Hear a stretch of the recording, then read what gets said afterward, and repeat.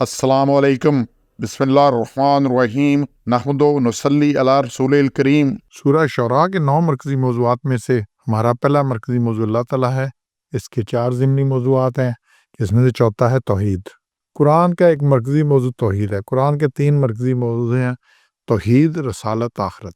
तो तौहीद main major है, और अगर इसको टोटल में देखें एक मौज़ू तो है ही तौहीद, क्योंकि रसालत रसूल जो है तौहीद बताने के लिए आए। दुनिया में जितनी खराबियां हैं तौहीद के ना होने से है, और आखिरत की इसलिए अगर सब तौहीद पे कायम रहो तो सब कुछ जन्नत मिल जाएगी। तो फिर मसला क्या है? और तौहीद क्या है कि अल्लाह है, अल्लाह वही पालने वाला है, वही हाकिम है, उसी का हुक्म है, उसी की माननी है, उसके बगैर किसी और की नहीं माननी।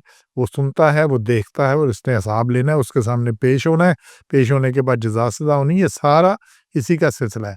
तो जब ये होता है कि पेश नहीं होना, पेश होंगे तो किसी ने छुड़ा लेना है कुछ है, कहीं ना कहीं तौहीद में पचर लगी होती है, पंचर लगा होता है, तो फिर ही मसला होता है।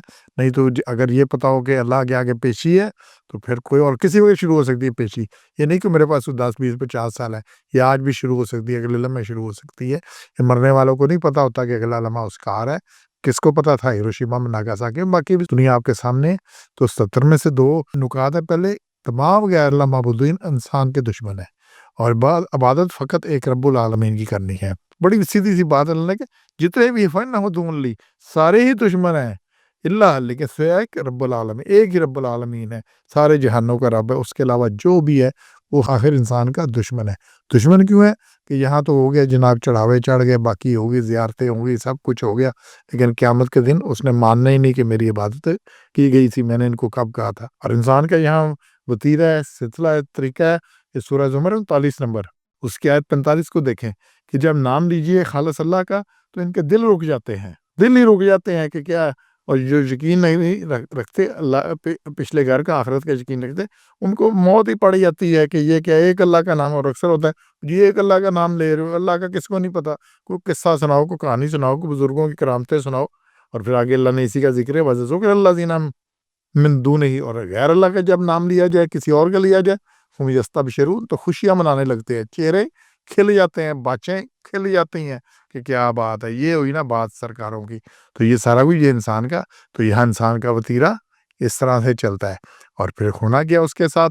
सूरह बकरा है, इसमें आयत 165 से 3 आयतें हैं आगे, इसी चीज़ में आ रही है। और कुरान में इस मौजू बार-बार है कि क़यामत के दिन ये सारे मुनकर हो जाएँगे। और अल्लाह ने इसमें ये कहा कि बाज़ लोग बराबर करते हैं अल्लाह के बराबर, और फिर कैसे करते हैं? उनकी मोहब्बत ऐसे रखते हैं जैसे अल्लाह की मोहब्बत, और ईमान वालों की मोहब्बत अल्लाह के लिए बहुत शदीद है, तो उनके लिए गैर अल्लाह की मोहब्बत शदीद होती है। वहीं जाएंगे, वहीं चढ़ावे, वहीं सजदे, वहीं रातें गुजारनी है, उन्हीं की सुननी है, उन्हीं जैसे उड़िए बनाने हैं, उन्हीं जैसे टोपियाँ पहननी है, उन्हीं जैसी शक्ल बना के रखनी है। क्या कुछ है, वो बड़ी शदीद मोहब्बत है। और अगर अल्लाह ने कहा ये इसी में 165 में, अगर देख ले ज़ालिम उस वक़्त को जब अज़ाब आएगा उनके ऊपर, तो फिर देखेंगे सारी कुव्वत अल्लाह के लिए, इनके पल्ले कख नहीं है। ये खुद पता नहीं किस हाल में है, कैसे इनकी बचत होनी है, तो उस वक़्त अज़ाब आएगा।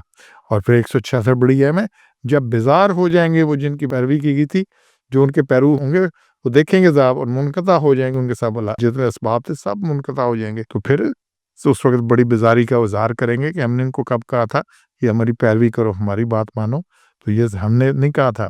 और फिर ये जितने मानने वाले ना गैर अल्लाह को और उनके लिए करने के लिए, उनको ये देखना चाहिए 166 को।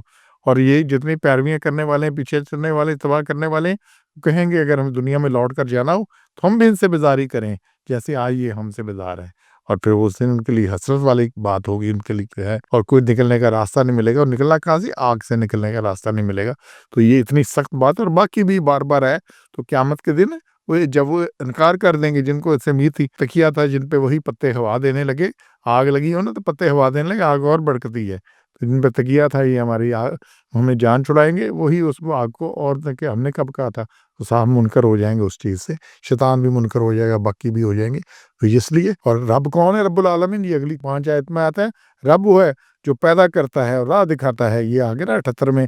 और जो खाना खिलाता है और जो पिलाता है, और फिर 80 में जो बीमार को शिफा देता है, जो मौत देगा और फिर दोबारा जिंदा करेगा, और खताएं बख्शने वाला है जो उनसे तौबा करते हैं। इनमें से कौन है जो जी खिलाता पिलाता है? ये खुद खिलाते पिलाते खाते पीते हैं, बाकी मुरीद इनको ला के देते हैं।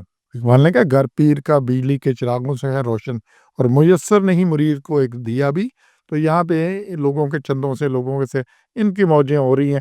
یہ دیکھ لیں نا برطانیہ میں کتنے ان کے، پاکستان میں دیکھ لیں کتنی کتنی جائیدادیں ہیں، کتنی زمینیں، کیا کیا آستانوں کے اوپر لگاؤ. تو یہ سارا کچھ تو یہاں پہ ہو جانا ہے. اور پھر 217 میں توکل صرف پر اللہ پر، صرف ایک غالب ذات پر. تو کسی اور پر توکل، کسی اور پر بھروسہ، کسی اور کا خیال نہیں کرنا. توکل صرف ایک اللہ پر، اور توحید پہ قائم رہنا ہے اور توحید کو سمجھنا ہے. جو توحید کو نہیں سمجھے گا، اس میں نہیں رہے گا، اس کا مشکل ہو جانا ہے کام. سبحان ربک رب العزت عما یصفون وسلام علی المرسلین والحمد للہ رب العالمین.